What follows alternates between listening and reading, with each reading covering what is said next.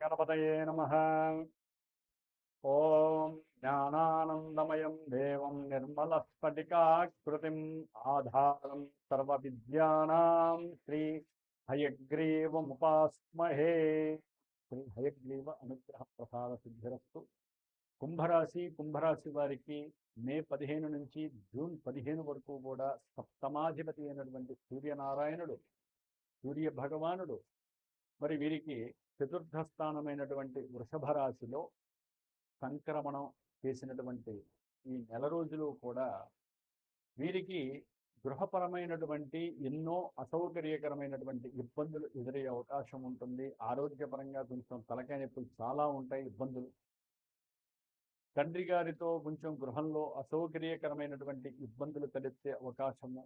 ఉద్యోగ వ్యవస్థల్లో మీకన్నా పనిచేసేటటువంటి ఎవరైతే ఉన్నతమైనటువంటి అధికారులు ఉంటారో వారి వలన లేనిపోని తలకాయ నొప్పులు, ఆర్థిక సమస్యలు, ఆర్థిక సమస్యల్లో మీరు ఇరుక్కోవటము. కొంతమందికి అయితే ఉద్యోగ సంబంధిత విషయాల పరంగా మీరు జైళ్ళకి వెళ్ళేటటువంటి పరిస్థితి, లేకపోతే పోలీస్ స్టేషన్లు ఎప్పుడు ఎక్కనటువంటి వాళ్ళు పోలీస్ స్టేషన్ మెట్లెక్కే పరిస్థితులు కూడా కుంభరాశి వారికి కనిపిస్తుంది. వాహన సంబంధిత సమస్యలు ఆర్థికంగా మిమ్మల్ని కొంగదీసే పరిస్థితి. అంటే ప్రయాణాలలో మీరు వెళ్ళి ఎవరినైనా ఇబ్బందులు పెట్టడము, లేకపోతే గొడవలు పడటము, అవతల వ్యక్తి మీ యొక్క ఏదైనా వాహనానికి ఇబ్బంది కలుగు చేయటం, దాని ద్వారా మీరు కేసు పెట్టడము, ఇట్లా ఏదో రకంగా కోర్టు కేసుల దాకా వెళ్ళే అవకాశము ఈ యొక్క రవి 4లో ఉండటం వల్ల కలుగుతుంది. కాబట్టి ప్రయాణాల యందు జాగ్రత్తగా ఉండండి. తల్లిగారి యొక్క ఆరోగ్య రీత్యా కూడా మీకు ధనము వచ్చే అవకాశం ఉంటుంది.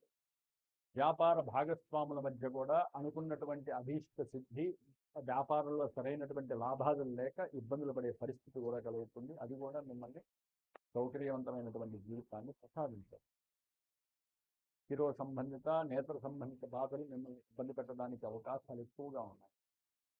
అట్లాగే కుంభరాశి వారికి చతుర్థంలో బుధుడు దాదాపుగా ఈ నెలాఖరు వరకు అక్కడ ఉండడం ద్వారా విద్యార్థులకి చక్కటి విద్య యందు ఆసక్తి ఎక్కువగా ఉంటుంది. వారి యొక్క ప్రణాళికలు విజయవంతం అవుతాయి.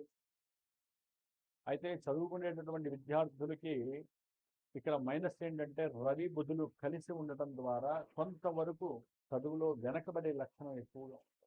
మీకు చాతుర్యం ఎక్కువ ఉంటుంది, జ్ఞానం ఎక్కువ ఉంటుంది, అపారమైనటువంటి తెలివితేటలు ఉంటాయి ఈ యొక్క కుంభరాశి. అయితే రవితో కలిసినటువంటి బుధుడు యోగాన్ని ఇస్తున్నప్పటికీ రవి మంచివాడు కాదు. కాబట్టి రాశి వారికి చదువులో ఎక్కడో అక్కడ అనుకున్న స్థాయిలో వీరు మార్కులు సంపాదించలేరు అని మాత్రం చెప్పుకోవచ్చు. కొంతమంది వాహనాన్ని కొనుక్కోవచ్చు, బుధుడి కలగడం ద్వారా వాహన యోగం ఉండొచ్చు, లేకపోతే గవర్నమెంట్ వాహనంలో ప్రయాణం చేసే యోగం కలగచ్చు. వ్యాపార రీత్యా ఏదైనా సరే మంచి మంచి ఏరోప్లేన్స్లో ప్రయాణం చేస్తూ ఆనందాన్ని అనుభవించడం కలగజేయచ్చు. ఇట్లా ఎన్నో రకంగా అనుకోకుండా ఆకస్మికంగా కొన్ని యోగాలు, వాహన యోగాలు వీరిని తరింపజేస్తాయి. మంచి విద్యాభ్యాసం కూడా కలగడానికి కొంతమందికి బుధుడు పనిచేస్తున్నారు. అట్లాగే 5లో ఉన్నటువంటి గురుడు, శుక్రుడు విపరీతమైనటువంటి రాజభోగాన్ని, రాజయోగాన్ని కలుగజేస్తున్నారు. జూన్ 2 వరకు కూడా ఈ గురు శుక్రుల యొక్క కలయిక అత్యంత యోగదాయకము.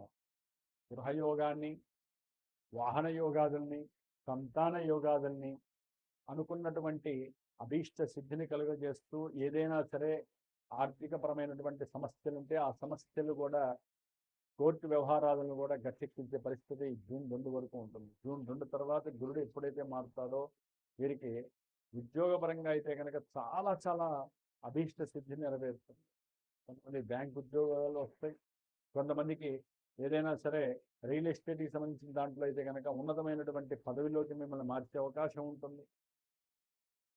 అదే సమయంలో తల్లి యొక్క అనారోగ్య రీత్యా కొంత ధనాన్ని ఖర్చు పెట్టే పరిస్థితి ఉంటుంది, ప్రయాణాలు చేయవలసి ఉంటుంది కుంభరాశి వారు.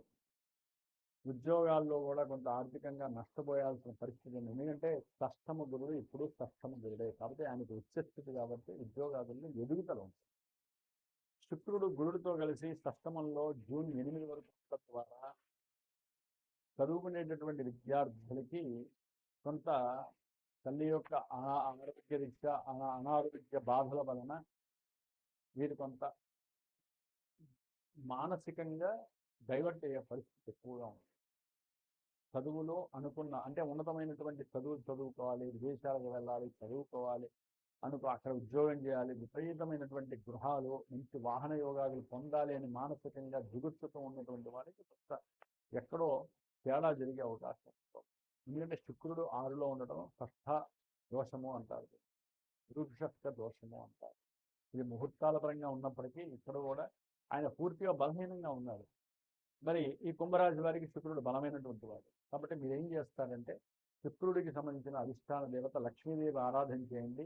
వ్యాపారం కావచ్చు, లేకపోతే పెళ్లిళ్ళు కావాల్సిన వాళ్ళు పెళ్లిళ్ళ గురించి కావచ్చు, విద్యార్థులు కావచ్చు, ఉన్నత విద్య గురించి అభివృద్ధి వాళ్ళు కావచ్చు, గృహయోగాలు, గృహలక్ష్మికి సంబంధించిన స్తోత్రం చదవండి, భూలక్ష్మికి సంబంధించిన యోగం చదవండి, ఏదైనా స్తోత్రం చదవండి.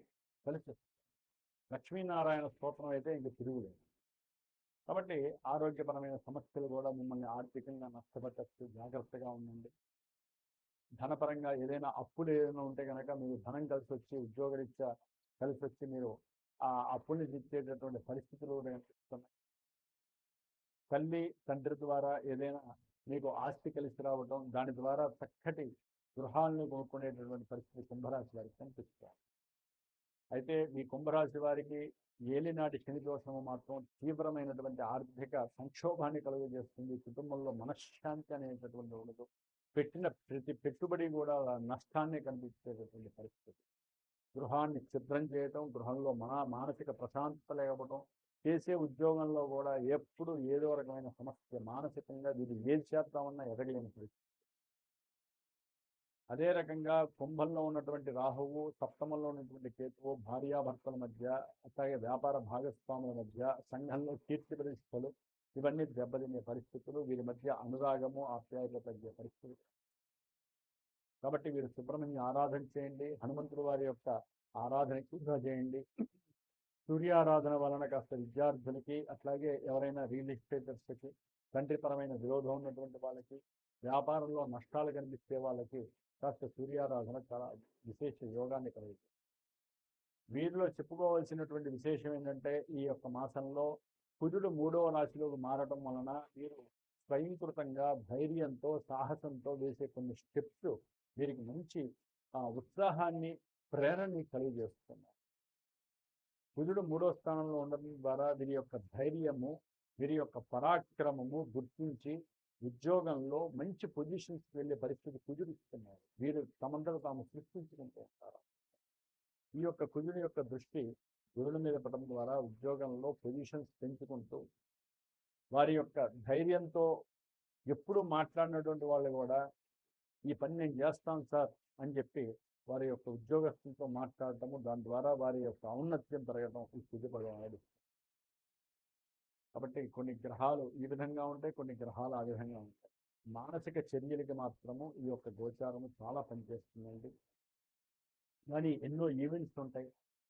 పెళ్ళి ఎప్పుడు చేయాలి, వ్యాపారం ప్రారంభం చేసుకున్నాం మంచిదా కాదా, సంతాన విషయంలో మేము ఎందుకు 4-5 సంవత్సరాలు కలిగిన మా యొక్క సంతానం వృద్ధి చెందట్లేదు, అంటే సంతాన యోగం ఎందుకు కలగట్లేదు, అట్లాగే ఇలా ఎన్నో రకాలుగా చిన్నపిల్లలకి కొన్ని సమస్యలు, విద్యార్థులకి సమస్యలు, అట్లాగే పెళ్లి కాని వాళ్ళకి అదొక సమస్య, పెళ్ళైన వాళ్ళకి ఇంకో సమస్య, కుటుంబ ఆర్థిక సమస్యలు. ఈ సమస్యలకి విరుగుడు ఎప్పుడు అది మీ జన్మజాతకం తెలియజేస్తుంది. ఏ రకమైన హోమాదులు పూజలు చేసుకుంటే మాకు ఉన్నటువంటి సమస్యలు గట్టెక్కుతాం అనేటటువంటిది మీ యొక్క జన్మజాతకం తెలియదు. కాబట్టి సరైన గురువుని ఎంచుకొని 6 నెలలకో సంవత్సరానికో లేదా మీకున్న సమస్యని వాళ్ళకి తెలియజేస్తూ జాతకంలో అసలు అవయోగాలు నడుస్తున్నాయా, ఇప్పుడు నడుస్తున్న దశలో అంతర్గతం మీకు యోగిస్తున్నాయా లేకపోతే అవయోగిస్తున్నాయా, ఏ పూజలు చేస్తే, ఏ హోమాలు చేస్తే, ఏ జపాలు చేస్తే ఆ గ్రహాలు శాంతిస్తాయి, ఏ దేవతారాధన చేయడం ద్వారా ఆ దైవ కిరణాలు మా మీద పడి మాకు ఈ జన్మనిచ్చినందుకు మాకు ప్రశాంతత లభిస్తుంది. ఇవన్నీ కూడా జన్మజాతకం మాత్రమే తెలియజేస్తుంది. శుభకరమైన ఈవెంట్స్ కానీ మన బాధలు కానీ ఆ దశలో అంతర్దశలే నిర్దేశిస్తూ ఉంటాయి. కాబట్టి ఒక సరైన గురువుని ఎంచుకొని చక్కగా మీకున్న బాధలు ఆయనే చెప్తాడు, లేకపోతే మీరు చెప్పి దానికి తగ్గ పరిష్కారాలు ఆచరించండి. గురువుని ఎంచుకునేటటువంటి సందర్భంలో ముందు ఒక 5 నిమిషాలు పరమ పవిత్రంగా ధ్యానం చేసుకొని ఏ గురువుని మీరు ఆశ్రయిస్తే మంచి జరుగుతుందో మీ యొక్క మనసే మీకు తెలియజేస్తుంది, గుర్తుపెట్టుకోండి. ఎందుకంటే అది కూడా చాలా విశేషం అండి. సరైన గురువు ద్వారా మీరు సరైన పూజలు చేసుకోవాలి, సరైన జాతక అన్వేషణ చేసుకోవాలి, మీ జాతకాన్ని మీరు తెలియజేసుకోవాలంటే అది కూడా గ్రహాలలో గురువు మాత్రమే ఇవ్వగలుగుతారు. కాబట్టి ఈ విధంగా కుంభరాశి వారు మాత్రము తప్పకుండా వివాహ యోగ్యత కలగాలన్నా సుబ్రహ్మణ్యేశ్వరుడు యొక్క హోమం చేయించుకోండి, కళ్యాణం చేయించుకోండి. ఏలినాటి శని ప్రభావం పోవాలంటే శని మృత్యుంజయ పాశుపత హోమాన్ని చేయించుకోండి, లేదా జపం చేయించుకోండి. వివాహమై సమస్యలు పడుతున్నటువంటి వాళ్ళైతే కనుక తప్పకుండా దాంపత్య పాశుపత హోమాన్ని చేసుకోండి.